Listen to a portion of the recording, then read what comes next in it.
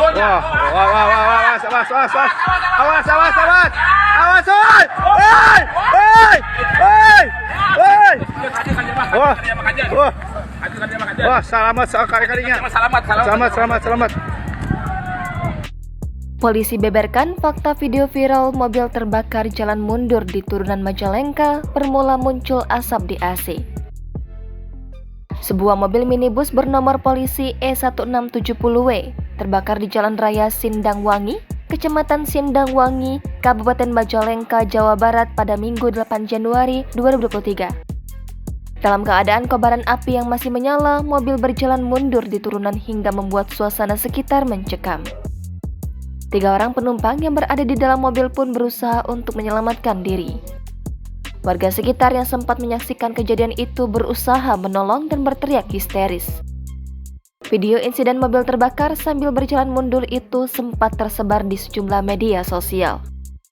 Dalam video tersebut, warga yang berada di lokasi kejadian berusaha merekam momen kepanikan.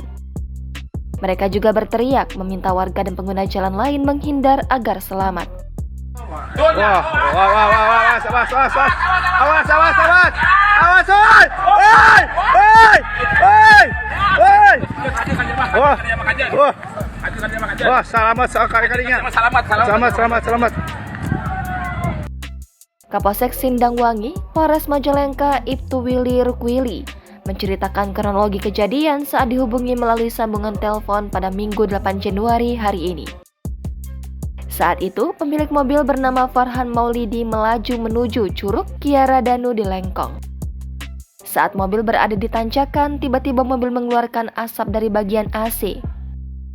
Lanjut Willy, kemudian tak lama diikuti oleh percikan api dari arah mesin. Karena panik, pengemudi beserta 2 orang penumpang segera keluar dari mobil dan berusaha memadamkan api.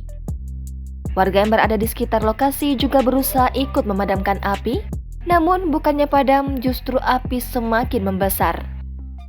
Bahkan saat kobaran api membesar, warga mendengar ledakan cukup besar, sehingga mobil mundur dan masuk ke saluran air atau parit di sisi jalur kanan.